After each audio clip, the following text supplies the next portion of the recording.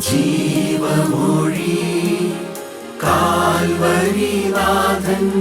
സ്നേഹമൊഴി തിരുനിറത്താൽ ജീവനേകും യേശുനാഥന്റെ ജീവമൊഴി ജീവധാര ജീവധാര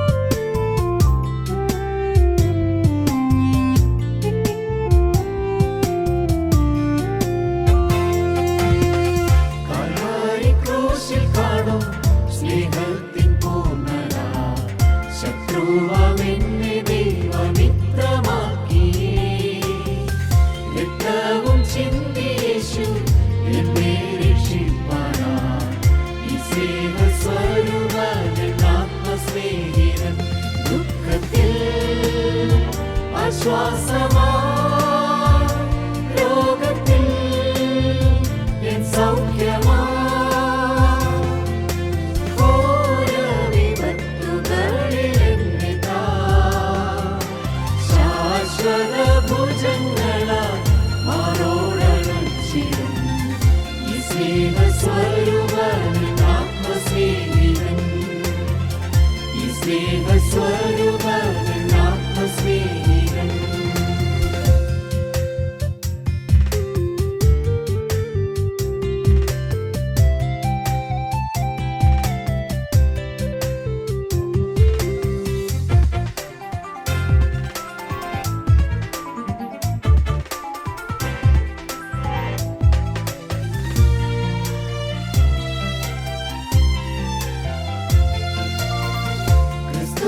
സ്നേഹമെന്നെ നിർബന്ധിക്കുന്നതാ എന്നെ തന്നെ വെറുത്തൻ ക്രൂശെടുത്തു ഞാൻ നിന്നയം ചുവന്നു പോം പാളയത്തിൻപുറം ഈ സ്നേഹസ്വരൂപൻ ആത്മസ്നേഹിതൻ ദുഃഖത്തിൽ ആശ്വാസമാ രോഗത്തിൽ എൻ സൗഖ്യമാ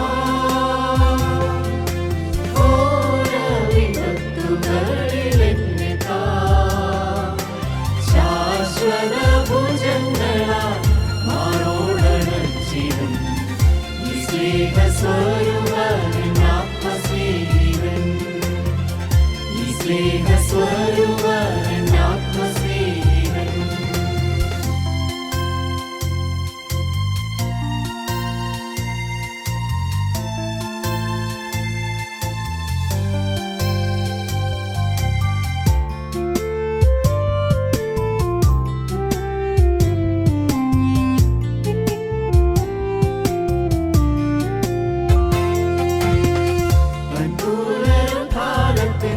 ശക്തി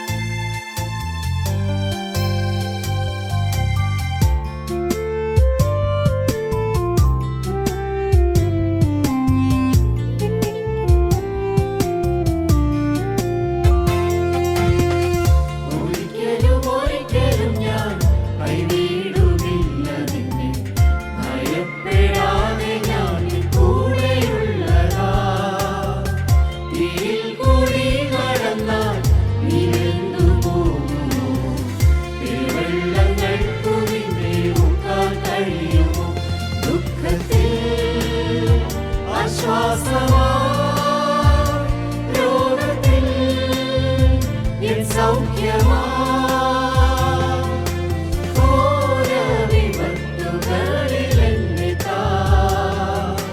ശാശ്വത ഭുജങ്ങളാൽ മാറോടണച്ചിടും ഈ സ്നേഹസ്വരൂപൻ ആത്മസ്നേഹിതൻ ഈ സ്നേഹസ്വരൂപൻ ആത്മസ്നേഹിതൻ.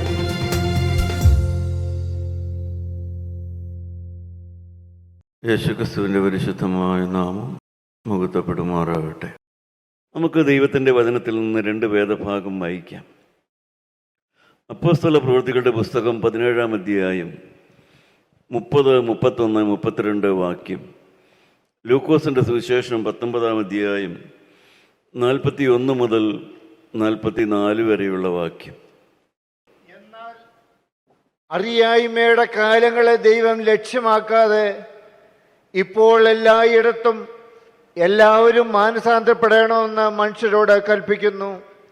താൻ നിയമിച്ച പുരുഷൻ മുഖാന്തരം ലോകത്തെ നീതിയിൽ ന്യായം വിധിപ്പാൻ അവൻ ഒരു ദിവസത്തെ നിശ്ചയിച്ചു. അവനെ മരിച്ചവരിൽ നിന്ന് ഉയർത്തെഴുന്നേൽപ്പിച്ചതിനാൽ എല്ലാവർക്കും അതിൻ്റെ ഉറപ്പ് നൽകിയുമിരിക്കുന്നു.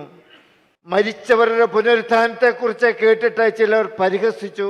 പ്രിയപ്പെട്ടവരെ, ഒരു വലിയൊരു അറിവില്ലായ്മ അന്നത്തെ ലോകത്തിലെ ജ്ഞാനികളിൽ എല്ലാവരും ജീവിച്ചിരുന്ന ആ ഗ്രീക്ക് ദേശത്ത് പൗലോസ് അപ്പോസ്തലൻ ചെന്നു. ആ ദേശത്തെ അഭിസംബോധന ചെയ്തുകൊണ്ട് പൗലോസ് പറയുകയാണ്, വലിയൊരു അറിവില്ലായ്മ മനുഷ്യരുടെ ഇടയിലുണ്ട്. വിദ്യാഭ്യാസം കൊണ്ട് മറ്റു തരത്തിലുള്ള എല്ലാ ജ്ഞാനം കൊണ്ടും നിറഞ്ഞവരാണെങ്കിലും മനുഷ്യരുടെ ഇടയിൽ വലിയൊരു അറിവില്ലായ്മയുണ്ട്. എന്താണ് അറിവില്ലായ്മയെന്ന് അപ്പോസ്തലൻ പറയുന്നുണ്ട്. കർത്താവായ യേശുവിനെ അറിയില്ല, അവൻ ആരാണെന്ന് അറിയില്ല. പ്രിയപ്പെട്ടവരെ, മാത്രമല്ല ഭാവിയെ എന്തെന്നറിയില്ല. മനുഷ്യന് അവൻ്റെ ഭാവി എന്താണെന്ന് വാസ്തവമായി അറിയില്ല. അതൊരു കോളേജ് വിദ്യാഭ്യാസം കൊണ്ടോ അതൊരു തിയോളജി ഡിഗ്രി കൊണ്ടോ പ്രിയപ്പെട്ടവരെ ദേവാലയത്തിൽ പോയാലോ ലഭിക്കുന്നതല്ല. മനുഷ്യനുള്ളതായ ആ അറിവില്ലായ്മ മാറില്ല. ആ അറിവില്ലായ്മ മാറണമെങ്കിൽ മനുഷ്യൻ ദൈവത്തിൻ്റെ വചനം കേൾക്കണം. വചനത്താൽ അവൻ്റെ മനസ്സ് മാറണം, അഥവാ മാനസാന്തരം കിട്ടണം. പ്രിയപ്പെട്ടവരെ, അടുത്ത വാക്യം നമുക്ക് വായിക്കാം. വീണ്ടും മനുഷ്യൻ്റെ അറിവില്ലായ്മയെക്കുറിച്ച് നമ്മുടെ കർത്താവ് തന്നെ പറയുകയാണ്. ലൂക്കോസിൻ്റെ സുവിശേഷം 19-ാം അധ്യായം 41 മുതൽ 44 വരെയുള്ള വാക്യം. അവൻ നഗരത്തിനെ സമീപിച്ചപ്പോൾ അതിനെ കണ്ട് അതിനെക്കുറിച്ച് കരഞ്ഞു. ഈ നാളിൽ നിന്റെ സമാധാനത്തിനുള്ളത് നീയും അറിഞ്ഞുവെങ്കിൽ കൊള്ളായിരുന്നു. സമാധാനത്തിൻ്റെ വഴി എന്തെന്ന് മനുഷ്യനറിയില്ല.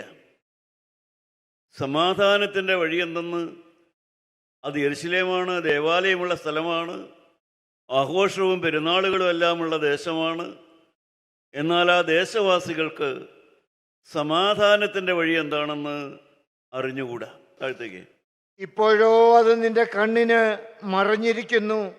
നിന്റെ സന്ദർശനകാലം നീ അറിയാഞ്ഞതുകൊണ്ട് നിന്റെ ശത്രുക്കൾ നിനക്ക് ചുറ്റും വാടകോരി നിന്നെ വളഞ്ഞ് 4 പുറത്തും ഞെരുക്കി നിന്നെയും നിന്നിലുള്ള നിന്റെ മക്കളെയും നിലത്ത് തള്ളിയിട്ട് നിങ്ങൾ കല്ലിന്മേൽ കല്ല് ശേഷിപ്പിക്കാതിരിക്കുന്ന കാലം നിനക്ക് വരും. നിന്റെ അറിവില്ലായ്മയുടെ അടുത്ത ഭാഗമാണ് നിന്റെ സന്ദർശനകാലം. ദൈവം നിന്നോട് സംസാരിക്കുന്ന, മനുഷ്യനോട് ദൈവം അടുത്തു വന്ന് സംസാരിക്കുന്ന കാലം മനുഷ്യൻ അറിയുന്നില്ല, അതിൻ്റെ വില മനസ്സിലാക്കുന്നില്ല. ദൈവവചനം കേൾക്കുന്നതിൻ്റെ വില മനസ്സിലാകുന്നില്ല. അതുകൊണ്ട് നീയും നിൻ്റെ തലമുറയും നശിച്ചു പോകുന്നു. മനുഷ്യൻ്റെ അറിവില്ലായ്മ. പ്രിയപ്പെട്ടവരെ, ജീവനുള്ള ദൈവം വചനത്തിലൂടെ നമ്മളോട് സംസാരിക്കട്ടെ. മനുഷ്യനെക്കുറിച്ച് മനുഷ്യൻ തന്നെ പറഞ്ഞ വചനമുണ്ട്. വേദപുസ്തകത്തിലെ ആദ്യത്തെ പുസ്തകം ഉൽപ്പത്തി പുസ്തകമാണെങ്കിലും 1-ാമത്തെ പുസ്തകം ഇയ്യോബിൻ്റെ പുസ്തകമാണെന്നാണ് പറയുന്നത്. അങ്ങനെ ആ പ്രാചീന കാലത്ത് മനുഷ്യനെക്കുറിച്ച് പറയുന്നതായ ഒരു വചനമുണ്ട്. മനുഷ്യൻ ആരാണെന്നും അവൻ എന്താണെന്നെല്ലാം പറയുന്നൊരു വചനമുണ്ട്. ഇയ്യോബിൻ്റെ പുസ്തകം 4:19. ഇയ്യോബ് 4:19. പൊടിയിൽ നിന്ന് ഉത്ഭവിച്ച് മൺപുരകളിൽ പാർത്ത് പുഴുപോലെ ചതഞ്ഞു പോകുന്നവരിൽ എത്രയധികം. പ്രിയപ്പെട്ടവരെ, മനുഷ്യൻ എന്ന് പറഞ്ഞാൽ പൊടിയിൽ നിന്ന് ഉത്ഭവിച്ച് മൺപുരകളിൽ പാർത്ത് പുഴുപോലെ ചതഞ്ഞ് അരഞ്ഞു പോകുന്നവനാണ് മനുഷ്യൻ. ഇതാണ് മനുഷ്യനെ കുറിച്ച് മനുഷ്യൻ തന്നെ പറഞ്ഞ വാക്കിതാണ്. പൊടിയിൽ നിന്ന് ഉത്ഭവിച്ച് മൺപുരകളിൽ പാർത്ത് അവസാനം പുഴുപോലെ ചതഞ്ഞ് അരഞ്ഞു പോകുന്നതായ മനുഷ്യൻ. പ്രിയപ്പെട്ടവരെ, ഇങ്ങനെയുള്ളതായ മനുഷ്യന് വേണ്ടിയാണ് ദൈവം എന്തൊരുക്കിയത്? ഞാൻ നിങ്ങൾക്ക് ഭവനമൊരുക്കാൻ പോകുന്നു. എന്താണ് കർത്താവിൻ്റെ വചനം പറയുന്നത്? യോഹന്നാൻ 14 ആദ്യത്തെ വാക്യങ്ങൾ നമുക്ക് വായിച്ചാൽ, ഈ പൊടിയിൽ നിന്ന് ഉത്ഭവിച്ച് മൺപുരകളിൽ പാർത്ത് പുഴുവിനെ പോലെ ചതഞ്ഞരഞ്ഞു പോകുന്ന മനുഷ്യന് വേണ്ടി ദൈവം ഒരുക്കിയത് എന്താണ്? അതുകൂടെ നമുക്ക് വായിച്ചു കേൾക്കാം. എൻ്റെ പിതാവിൻ്റെ ഭവനത്തിൽ അനേക വാസസ്ഥലങ്ങളുണ്ട്. ഇല്ലെങ്കിൽ ഞാൻ നിങ്ങളോട് പറയുമായിരുന്നു, ഞാൻ നിങ്ങൾക്ക് സ്ഥലമൊരുക്കുവാൻ പോകുന്നു. ഞാൻ പോയി നിങ്ങൾക്ക് സ്ഥലമൊരുക്കിയാൽ ഞാൻ ഇരിക്കുന്ന ഇടത്ത് നിങ്ങളും ഇരിക്കേണ്ടതിന് പിന്നെയും വന്ന് നിങ്ങൾ എൻ്റെ അടുക്കൽ ചേർത്തുകൊള്ളും. പ്രിയപ്പെട്ടവരെ, എത്ര ശക്തിയേറിയൊരു വചനം, ഇത്ര പ്രത്യാശയുടെ ഒരു വചനം. മൺപുരകളിൽ പാർത്ത്, മണ്ണിൽ നിന്ന് ജനിച്ച് മൺപുരകളിൽ പാർത്ത് പുഴുപോലെ ചതഞ്ഞരഞ്ഞു പോകുന്ന മനുഷ്യന് വേണ്ടി ദൈവം ഒരുക്കുന്നത് സ്വർഗത്തിലെ മനോഹരമായൊരു ഭവനം. അവനെ ആ ഭവനത്തിലേക്ക് കൊണ്ടുപോകാൻ വേണ്ടിയിട്ട് കർത്താവായ യേശുക്രിസ്തു വീണ്ടും വരികയും ചെയ്യും. ഇതിനെയാണ് പിതാക്കന്മാർ പാടിയത്.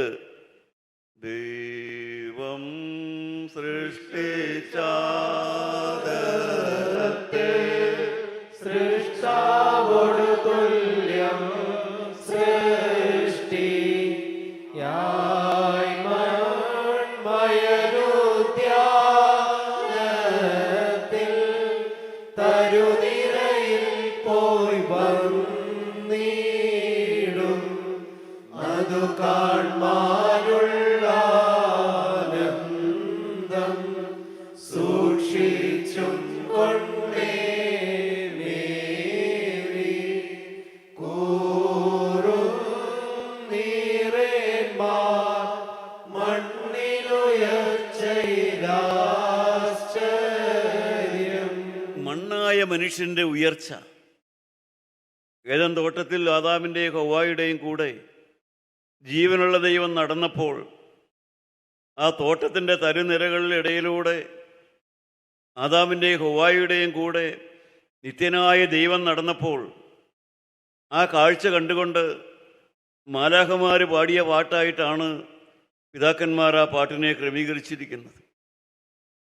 വെറും മണ്ണായ മനുഷ്യൻ മണ്ണിൽ നിൽഭവിച്ച് മൺപുരകളിൽ പാർത്ത് പുഴുപോലെ ചതഞ്ഞരഞ്ഞു കിടക്കുന്ന മനുഷ്യനോട് കൂടെ ആ മനുഷ്യൻ നിത്യനായ ദൈവത്തോടുകൂടെ നടക്കുന്നു. മണ്ണിൻ്റെ ഉയർച്ച. പ്രിയപ്പെട്ടവരെ, ഇതാണ് നിത്യനായ ദൈവം നമുക്ക് വേണ്ടി വച്ചിരിക്കുന്നതായ ആ സൗഭാഗ്യമെന്ന് പറയുന്നത്. പക്ഷെ അത് അറിയാനുള്ളതായ ആ കഴിവാണ് മനുഷ്യനില്ലാത്തത്. മനുഷ്യന് അവൻ്റെ ഭാവി എന്താണെന്ന് അറിയാൻ മേല. നിത്യനായ ദൈവം ആദാമിനെ സൃഷ്ടിച്ചു. ആദാമിനെ സൃഷ്ടിച്ചതിന് ശേഷം ദൈവം അവനോട് പറഞ്ഞു, നിന്റെ ഭാവി നിന്റെ കയ്യിലാണ്. ആദാമേ, നിന്റെ ഭാവി നിന്റെ കയ്യിലാണ്.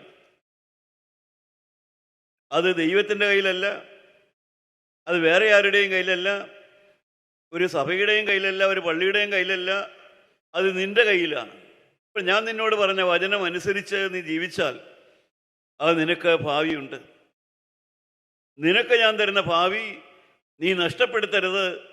അതാണ് ദൈവം മാതാവിനോട് പറഞ്ഞത്, തോട്ടത്തിന് നടുവിൽ നിൽക്കുന്ന വൃക്ഷത്തിൻ്റെ ഫലം തിന്നരുത്, തിന്നുന്ന നാളിൽ നീ മരിക്കും, നിന്റെ ഭാവി പോകും.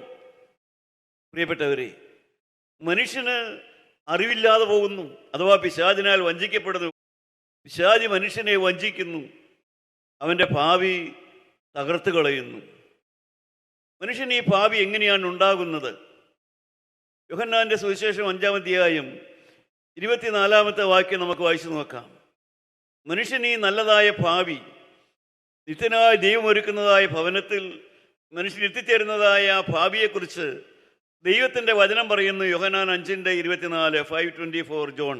ആമേൻ ആമേൻ, ഞാൻ നിങ്ങളോട് പറയുന്നു, എൻ്റെ വചനം കേട്ട് എന്നെ അയച്ചവനെ വിശ്വസിക്കുന്നവന് നിത്യജീവനുണ്ട്. പ്രിയപ്പെട്ടവരെ, ആ ഭാവി ജന്മനാ കിട്ടുന്നതല്ല. ആ ഭാവി ഏതെങ്കിലും വീട്ടിൽ ജനിക്കുമ്പോൾ കിട്ടുന്നതല്ല. ഒരു ക്രൈസ്തവ കുടുംബത്തിൽ ജനിച്ചാൽ കിട്ടുന്നതല്ല. ഒരു ക്രൈസ്തവ ദേവാലയത്തിൽ ഇടവക ചേർന്നാൽ കിട്ടുന്നതല്ല. ഒരു ക്രൈസ്തവ ദേവാലയത്തിൽ വഴിപാട് നേർന്നാൽ കിട്ടുന്നതല്ല. ഇടവക അംഗമായാലോ പെരുന്നാൾ കഴിച്ചാലോ കിട്ടുന്നതല്ല. എൻ്റെ വചനം കേട്ട് എന്നെ അയച്ചവനെ വിശ്വസിക്കുന്നവന് നിത്യജീവനുണ്ട്. അതാണ് മനുഷ്യൻ്റെ ഭാവി. ദൈവത്തിൻ്റെ വചനം കേട്ട് ആ വചനത്തിൽ പറയുന്നത് പോലെ നിത്യനായ ദൈവം തൻ്റെ ഏകജാതനായ പുത്രനെ കാൽവരിയിൽ എനിക്ക് വേണ്ടി മരിക്കാൻ അയച്ചു. ആ ക്രിസ്തുവിൻ്റെ മരണം മൂലമാണ് എനിക്ക് ഭാവി ഉണ്ടാകുന്നത്. ആ ക്രിസ്തുവിലുള്ള വിശ്വാസമാണ് എനിക്ക് നിത്യജീവൻ തരുന്നത്. അതാണ് മനുഷ്യൻ്റെ ഭാവി എന്ന് പറയുന്നത്. പ്രിയപ്പെട്ടവരെ, ഞാൻ എഞ്ചിനീയറിംഗ് എല്ലാം പഠിച്ചു, എനിക്ക് നല്ല ജോലി ലഭിച്ചു, വിവാഹം കഴിഞ്ഞു, മക്കളെല്ലാം ഉണ്ടായി. അങ്ങനെ ജീവിതത്തിൽ ഒരു വിധത്തിൽ സ്വസ്ഥമായി ജീവിതമെന്ന് സെക്യൂർഡാണ്, സ്വസ്ഥമാണ് എന്ന് വിചാരിച്ചിരിക്കുന്ന കാലത്താണ് ഞാൻ ഈ ദൈവത്തിൻ്റെ വചനം കേൾക്കാൻ പോയത്. കാരണം ജോലിയുണ്ട്, സർക്കാർ ഉദ്യോഗമുണ്ട്, പെൻഷൻ ലഭിക്കും, അത്യാവശ്യമൊക്കെ കഴിഞ്ഞുകൂടാനുള്ള വകയുണ്ട്, ജീവിതം ഒരു വിധത്തിൽ സെക്യൂർഡാണ്. അങ്ങനെ ജീവിച്ചിരിക്കുന്ന കാലത്താണ് ഞാൻ ദൈവത്തിൻ്റെ വചനം കേൾക്കാൻ പോയത്. ഞാനവിടെ കേട്ടതായ വചനം, പല വചനങ്ങളും കേട്ടു. റോമാലേഖനം 8-ാം അധ്യായത്തിൻ്റെ 10-ാമത്തെ വാക്യം, റോമർ 8:10 ഞാൻ ഇപ്രകാരം കേട്ടു. എന്താണ് ആ റോമാലേഖനം 8-ാം അധ്യായത്തിൻ്റെ 10-ാമത്തെ വാക്യം? ക്രിസ്തു നിങ്ങളിൽ ഉണ്ടെങ്കിലോ ശരീരം പാപം നിമിത്തം മരിക്കേണ്ടതെങ്കിലും ആത്മാവ് നീതി നിമിത്തം ജീവനാകുന്നു. പ്രിയപ്പെട്ടവരെ, ഞാൻ ആ വാക്യത്തിൻ്റെ അർത്ഥം ഗ്രഹിച്ചു കേട്ടു. ഞാൻ മരിക്കുമ്പോൾ എൻ്റെ ശരീരം മാത്രമേ മരിക്കുന്നുള്ളൂ. ഞാൻ മരിക്കുമ്പോൾ എൻ്റെ ശരീരമേ മരിക്കുന്നുള്ളൂ. എൻ്റെ ആത്മാവ് പിന്നെയും ജീവിച്ചിരിക്കുന്നു. നിങ്ങൾ മരിക്കുമ്പോൾ നിങ്ങളുടെ ശരീരം മാത്രമേ മരിക്കുന്നുള്ളൂ. ആത്മാവ് ജീവിച്ചിരിക്കുകയാണ്. ആ ആത്മാവിൻ്റെ ഭാവി എന്താ? അതുവരെയും ആത്മാവ് ശരീരത്തിനകത്ത് വസിച്ചിരുന്നു. മരിച്ചപ്പോൾ ശരീരം മരിച്ചു. അപ്പോൾ ഈ ആത്മാവ് എങ്ങോട്ട് പോകുന്നു? ആത്മാവ് ജീവിച്ചിരിക്കുന്നു. ദൈവത്തിൻ്റെ വചനം ഞാൻ കേട്ടു. ഒരു ദിവസം മാത്രം ഈ ഭൂമിയിൽ ജീവിക്കുന്ന മനുഷ്യരുണ്ട്. ഒരേ ഒരു ദിവസം അവരുടെ കുഞ്ഞിൻ്റെ ആത്മാവ് ഭൂമിയിൽ നിന്ന് പോകുന്നു. 10 വയസ്സ് വരെ ജീവിച്ചിരിക്കുന്നവരുണ്ട്. അതിനുശേഷം മരിക്കുന്നു. ആത്മാവ് എങ്ങോട്ട് പോകുന്നു? 80 വയസ്സ് വരെ ഭൂമിയിൽ ജീവിക്കുന്നുണ്ട്. അതിനുശേഷം ആത്മാവ് എങ്ങോട്ട് പോകുന്നു? പ്രിയപ്പെട്ടവരെ, ഈ വാക്യങ്ങളാണ് എൻ്റെ ഹൃദയത്തിലേക്ക് വന്നത്. അപ്പോൾ എൻ്റെ ഭാവിക്ക് വേണ്ടി ഞാൻ ഒരുങ്ങിയിട്ടുണ്ടോ? ഞാൻ മരിക്കുമ്പോൾ എൻ്റെ ശരീരമേ മരിക്കുന്നുള്ളൂ, എൻ്റെ ആത്മാവ് മരിക്കുന്നില്ല. നാളുകളായി നാം ദേവാലയത്തിൽ പോയി ആരാധനയിൽ പങ്കെടുത്തു, ഞാനും പോയിട്ടുണ്ട്, നാം എല്ലാം പോകുന്നെങ്കിലും ഇന്നത്തെ ഒരു സാധാരണ ക്രൈസ്തവന് അവൻ്റെ അകത്തൊരു ആത്മാവുണ്ടെന്നുള്ള കാര്യം മനസ്സിലാകുന്നില്ല. അവൻ്റെ അകത്തൊരു ആത്മാവുണ്ടെന്നുള്ള കാര്യം മനുഷ്യൻ മനസ്സിലാക്കുന്നില്ല. ഈ ആത്മാവ് മരണമില്ല. ശരീരം മരിക്കുമ്പോൾ ആത്മാവ് മരിക്കുന്നില്ല. ആത്മാവ് ഈ മണ്ണിൻ്റെ ഭാഗമല്ല. അത് ഈ ശരീരം മരിച്ചു കഴിയുമ്പോൾ ഇവിടുന്ന് പോവും. അതെവിടെ പോയി പാർക്കും? അതാണ് മനുഷ്യൻ്റെ ഭാവി എന്ന് പറയുന്നത്. പ്രിയപ്പെട്ടവരെ, മനുഷ്യൻ്റെ ഭാവി എവിടെയാണ് കിടക്കുന്നത്? ഈ ഭൂമിയിലെ ജീവിതം കഴിയുമ്പോൾ ഞാൻ എവിടെയാകും? ദൈവമക്കളെ, എപ്പോഴാണ് എൻ്റെ കണ്ണ് തുറക്കാൻ തുടങ്ങിയത്? അങ്ങനെയാണ് എൻ്റെ ഭാവിയെക്കുറിച്ച് ഞാൻ ചിന്തിക്കാൻ തുടങ്ങിയത്. എൻ്റെ അറിവില്ലായ്മ എപ്പോഴാണ് എനിക്ക് മനസ്സിലായത്? എനിക്ക് അത്യാവശ്യമുള്ള അറിവൊക്കെ ഉണ്ടായിരുന്നു, പക്ഷേ എൻ്റെ ആത്മാവിനെക്കുറിച്ചുള്ള അറിവ് എനിക്കുണ്ടായിരുന്നില്ല. സഹോദരങ്ങളെ, നിങ്ങൾക്ക് നിങ്ങളുടെ ആത്മാവിനെക്കുറിച്ചുള്ളതായ അറിവുണ്ടോ? നിങ്ങളുടെ ശരീരം മരിക്കുമ്പോൾ നിങ്ങളുടെ ആത്മാവ് ഇവിടെ പോവും. നിങ്ങളുടെ ആത്മാവ് ഇവിടെ എത്തും. നിങ്ങളുടെ ആത്മാവ് എവിടെയാണ് ആത്മാവ് സങ്കേതം കണ്ടെത്താൻ പോകുന്നത്? ആ വലിയ സത്യമാണ് വേദപുസ്തകം പഠിപ്പിക്കുന്നത്. ആത്മാവ് ദൈവത്തിൻ്റെ വചനം കേട്ട് അവനെ വിശ്വസിക്കുന്നവന് നിത്യജീവനുണ്ട്. വചനം കേട്ട് കർത്താവായ യേശുവിൽ വിശ്വസിച്ചാൽ ദൈവമക്കളെ, നമ്മുടെ ആത്മാവിന് നിത്യജീവനുണ്ട്. അത് നിത്യമായ പ്രതീസായുടെ അനുഭവത്തിലേക്ക് പോവുകയും ചെയ്യും. അങ്ങനെ വചനം കേട്ടാലേ നിത്യജീവനുള്ളൂ. പള്ളിയിൽ പോയാൽ നിത്യജീവനില്ല. ഒരു ചടങ്ങ് ആചരിച്ചാൽ നിത്യജീവനില്ല. വ്യക്തമായിട്ട് കർത്താവായ യേശു പറഞ്ഞു, എൻ്റെ വചനം കേട്ട് എന്നെ അയച്ചവനിൽ വിശ്വസിക്കുന്നവന് നിത്യജീവനുണ്ട്. വചനം കേട്ടുള്ള വിശ്വാസത്താൽ മാത്രമേ മനുഷ്യന് നിത്യജീവൻ ഉണ്ടാവുകയുള്ളൂ. ദൈവമക്കളെ, ദൈവത്തിൻ്റെ വചനം കേട്ട് നിങ്ങളുടെ ജീവിതം നിങ്ങൾ കർത്താവിന് കൊടുത്തിട്ടുണ്ടോ? അങ്ങനെയാണ് എൻ്റെ 35-ാമത്തെ വയസ്സിൽ ഞാൻ കർത്താവായ യേശുവിന് എൻ്റെ ജീവിതം സമർപ്പിക്കാനിട വന്നു. എൻ്റെ ജീവിതം ഞാൻ കർത്താവിന് കൊടുക്കാനിട വന്നു. പ്രിയപ്പെട്ടവരെ, അതുവരെയുമുള്ള എൻ്റെ ജീവിതത്തിൽ നിന്ന് വ്യത്യാസം വന്നു. ആ രൂപാന്തരം, ആ വ്യത്യാസം, ആ അറിവില്ലായ്മ അത് മാറിക്കിട്ടിയത് ദൈവത്തിൻ്റെ വചനം കേട്ടപ്പോഴാണ്. പ്രിയപ്പെട്ടവരെ, മനുഷ്യർക്ക് ഇന്നും അറിവില്ലായ്മയുണ്ട്. 109-ാം സങ്കീർത്തനം നമുക്കെടുത്ത് നോക്കാം. 109-ാമത്തെ സങ്കീർത്തനം, അതിൻ്റെ 17-ാമത്തെ വാക്യം നമുക്ക് വായിച്ചു നോക്കാം. ശാപം അവന് പ്രിയമായിരുന്നു, അതവന് ഭവിച്ചു. അനുഗ്രഹം അവന് അപ്രിയമായിരുന്നു, അതവനെ വിട്ടുപോയി. പ്രിയപ്പെട്ടവരെ, മനുഷ്യൻ തൻ്റെ നാവ് കൊണ്ട് ശപിക്കുന്ന മനുഷ്യരുണ്ട്.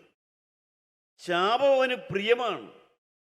മനുഷ്യനെ ശപിക്കുക, മക്കളെ ശപിക്കുക, മരുമകളെ ശപിക്കുക, മനുഷ്യരെ ശപിക്കുന്ന മനുഷ്യൻ, അത് പ്രിയമുള്ള മനുഷ്യരുണ്ട്. ശാപം അവന് പ്രിയമായിരുന്നു. ശപിക്കുന്ന മനുഷ്യന് ശാപം അവന് തന്നെ ഭവിച്ചു. അനുഗ്രഹം അവന് അപ്രിയമായിരുന്നു. പ്രിയപ്പെട്ടവരെ, അനുഗ്രഹിക്കുന്ന വാക്ക്, അനുഗ്രഹത്തിൻ്റെ വാക്ക് പറയുന്നത് പോലും മനുഷ്യനെന്ന് അറിവില്ല, അതിനുള്ള പരിജ്ഞാനമില്ല. മനുഷ്യൻ അവൻ്റെ വാക്കുകളിൽ തന്നെ ശാപം ഏറ്റുവാങ്ങുകയാണ്. മാതാപിതാക്കന്മാരിൽ നിന്നാണ് പല മക്കളും ശാപം ഏറ്റുവാങ്ങുന്നത്. കാരണം മക്കളെ ശപിക്കുന്നത് മാതാപിതാക്കന്മാർ തന്നെയാണ്. അനുഗ്രഹത്തിൻ്റെ വാക്ക് പറയാൻ മനുഷ്യനെന്ന് അറിവില്ല. കാരണം അവൻ്റെ അകത്ത് ആ ജീവൻ കടന്നു വന്നിട്ടില്ല.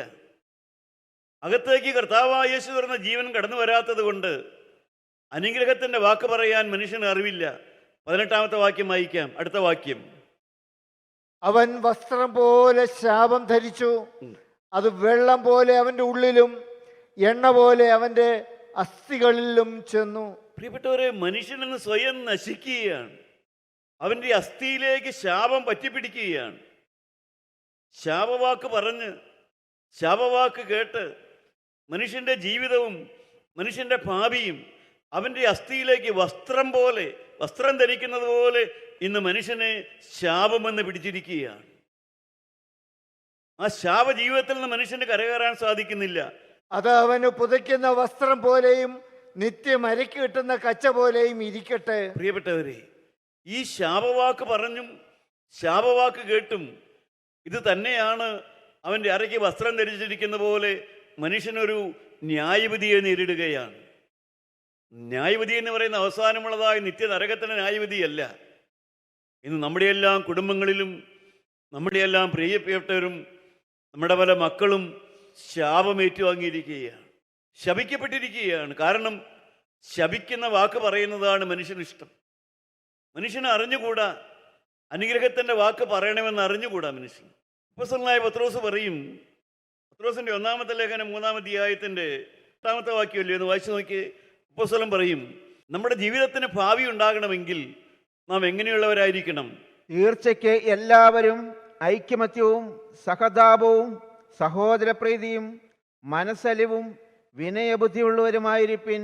ദോഷത്തിന് ദോഷവും ശകാരത്തിന് ശകാരവും പകരം ചെയ്യാതെ നിങ്ങൾ അനുഗ്രഹം അനുഭവിക്കേണ്ടതിന് വിളിക്കപ്പെട്ടതുകൊണ്ട് അനുഗ്രഹിക്കുന്നവരായിരിപ്പിൻ. പ്രിയപ്പെട്ടവരെ, സഹോദര, നീ ശപിക്കപ്പെട്ടവനല്ല, നീ ശാപം ഏറ്റുവാങ്ങേണ്ടവനല്ല.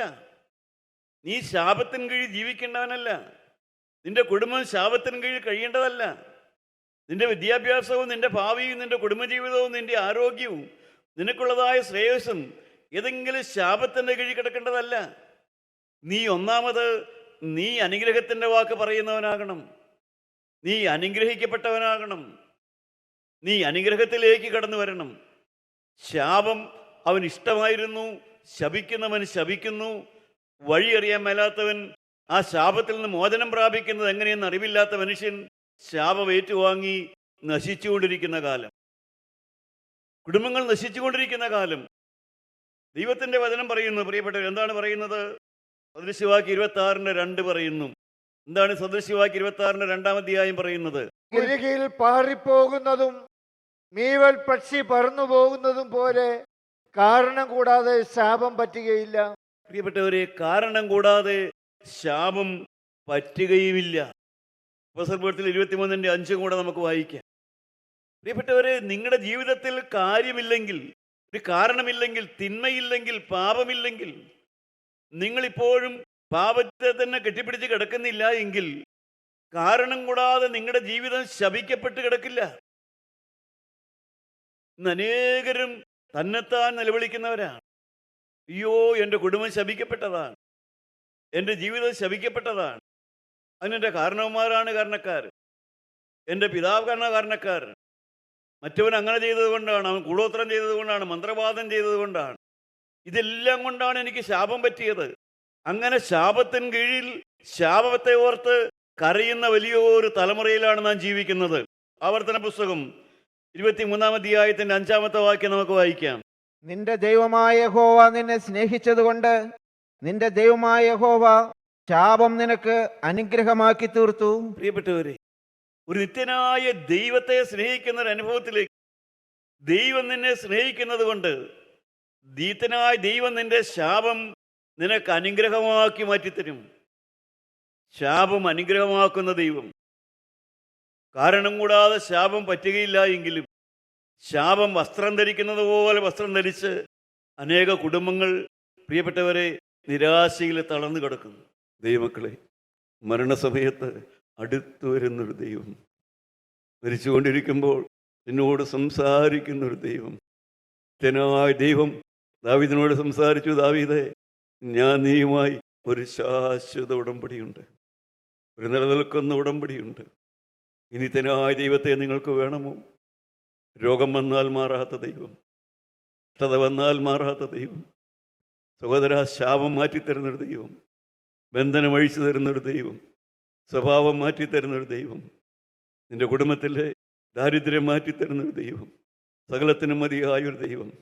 നീ അശരണനായി, നീ രോഗാതുരനായി, നിന്റെ കിടക്കയിൽ അവസാന നിമിഷത്തിൽ നീ കിടക്കുമ്പോൾ നിന്റെ അരികത്ത് വന്ന് നിന്നോട് ശാശ്വതമായ ഒരു ഉടമ്പടി ചെയ്യുന്നൊരു ദൈവം, നിന്നോട് ഉടമ്പടി ചെയ്യാൻ വേണ്ടി നിന്റെ മരണക്കിടക്കയിലേക്ക് വരുന്ന ഒരു വലിയവനായ ദൈവം. ഹല്ലേലൂയ. ദൈവമക്കളെ, ഈ ഭൂമിയിലെ ഏതെങ്കിലും നിക്ഷേപങ്ങളല്ല, സ്വർണവും വെള്ളിയൊന്നുമല്ല. മരിച്ചു കഴിയുമ്പോൾ നിന്റെ ആത്മാവുമായി ഉടമ്പടി ചെയ്യുന്ന ദൈവം. ശരീരത്തിൽ നിന്ന് ആത്മാവ് വേർപെടുമ്പോൾ, സഹോദര, ശരീരം മരിക്കുകയും ആത്മാവ് ശരീരത്തിൽ നിന്ന് മാറുകയും ചെയ്യുമ്പോൾ നിനക്കൊരു ഉടമ്പടി ചെയ്ത ഒരു ദൈവം നിനക്കുണ്ട്. നിന്റെ ആത്മാവിനെ ദൈവരാജ്യത്തിൽ സ്വീകരിക്കുന്ന വലിയവനായ ഒരു ദൈവമുണ്ട്.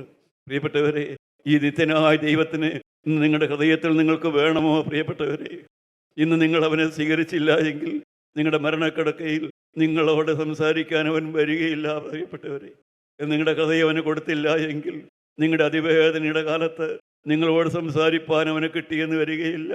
യെരൂശലേമേ, യെരൂശലേമേ, നിന്റെ മലിനത കഴുകിക്കളയാൻ നിനക്ക് മനസ്സില്ല, നിനക്ക് മനസ്സില്ല.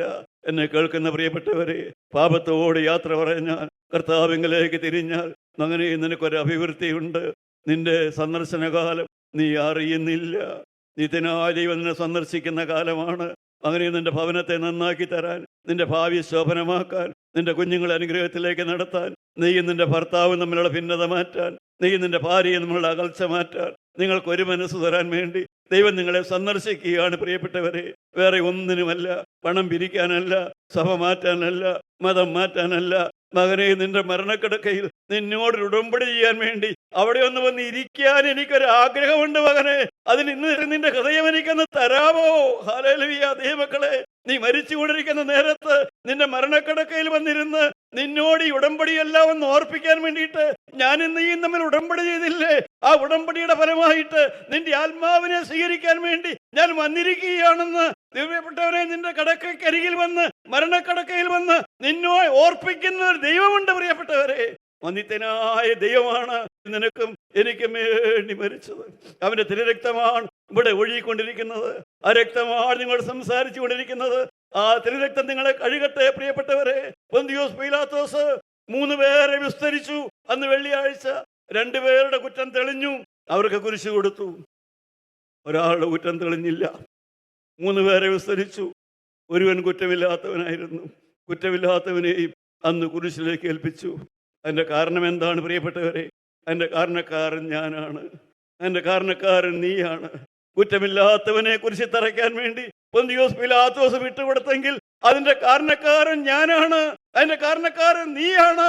മകനെ, അവൻ നിന്റെ മരണക്കിടക്കയിൽ നിന്റെ സമീപത്ത് വന്നിരുന്ന് മകനെ, ഞാനും നീയും തമ്മിൽ ഉടമ്പടിയില്ലേ? Hallelujah, hallelujah, hallelujah. ദൈവമക്കളെ, ഈ വലിയവനായ ദൈവത്തോട് ഒരു ഉടമ്പടി ചെയ്യുവാൻ നിങ്ങൾക്ക് മനസ്സാണോ? കർത്താവ് ഹൃദയത്തിലേക്ക് വരാൻ നിങ്ങൾക്ക് ആഗ്രഹമാണോ? കുരിശിൽ മരിച്ചവൻ നിന്റെ ഉടമസ്ഥനാകാൻ നിനക്ക് ആഗ്രഹമാണോ? മകനെ, ഇന്നലെ ജീവിതം കർത്താവിന് കൊടുക്കാൻ നിനക്ക് മനസ്സാണോ? എങ്കിൽ നിങ്ങളുടെ കരങ്ങൾ ഉയർത്തുക പ്രിയപ്പെട്ടവരെ. അവൻ നിങ്ങളോട് ഉടമ്പടി ചെയ്യാൻ വേണ്ടി നിങ്ങളുടെ മരണക്കടക്കയിൽ വരുന്നവനാണ്. നിങ്ങളുടെ മരണക്കടക്കയിൽ വരുന്നവനാണ്. യേശു ഉയർത്തനായിട്ട് ജീവിക്കുന്നവനാണ്. നീ മരിക്കാൻ കിടക്കുമ്പോൾ അന്ന് ദാവീദിന്റെ യിശായിപുത്രന്റെ അന്ത്യവാക്കുകൾ നിങ്ങൾ മറന്നു പോകരുത്. അങ്ങനെ ഒരു ഉടമ്പടിയുണ്ടല്ലോ, ഒരു ഉടമ്പടിയുണ്ടല്ലോ, ഒരു ശാശ്വതമായ ഉടമ്പടിയുണ്ടല്ലോ. നിന്റെ ആത്മാവിനെ ഞാൻ സ്വീകരിച്ചുകൊള്ളാം. നിന്റെ ആത്മാവിനെ ഞാൻ സ്വീകരിച്ചുകൊള്ളാം. ഹല്ലേലൂയ. ദൈവമക്കളെ, ഈ വലിയവനുമായി നിങ്ങൾ ഉടമ്പടി ചെയ്യുകയാണ്. ആത്മാവിന്റെ ഉടമ്പടിയാണ്. സഹോദര, നീ പാപത്തിലേക്ക് പോകരുത്. നീ മരിക്കുമ്പോൾ ശരീരമേ മരിക്കുകയുള്ളൂ, ആത്മാവ് മരിക്കയില്ല. ആത്മാവ് നിത്യനായ ദൈവത്തിന്റെ കയ്യിൽ എത്തേണ്ടതാണ് പ്രിയപ്പെട്ടവരെ. അതിനായി നമുക്ക് ഉടമ്പടി ചെയ്യാം. നിത്യനായ ദൈവമേ, കരുണയുള്ള കർത്താവേ, കാൽവരിയിലെ സ്നേഹം ഞങ്ങളെ നിർബന്ധിച്ചിട്ട് നിങ്ങൾ കടന്നു വന്നിരിക്കുകയാണ്. ദൈവമേ, ഈ മക്കളെ അനുഗ്രഹിക്കണമേ. ഈ മക്കളെ സമാധാനം കൊണ്ട് നിറയ്ക്കണമേ. അവരുടെ അറിവുകേടുകൾ ക്ഷമിക്കണമേ. പാപത്തിന് മേൽ ജയം കൊടുക്കണമേ. നിർമ്മലനാകാനുള്ള മനസ്സ് കൊടുക്കണമേ. പാപം കൂടാ ജീവിക്കാൻ മനസ്സ് കൊടുക്കണമേ. കുടുംബത്തിൽ ശാപവാക്ക് പറയാതെ അനുഗ്രഹത്തിന്റെ വാക്ക് പറയാനുള്ള നല്ല മനസ്സ് കൊടുക്കണമേ. അനുഗ്രഹിക്കണമേ. കൃപയിൽ പൊതിയണമേ. യേശു മൂലം പ്രാർത്ഥിക്കുന്നു. കൃപയോടെ കേട്ട് തിരുന്തരുമാറാകണമേ.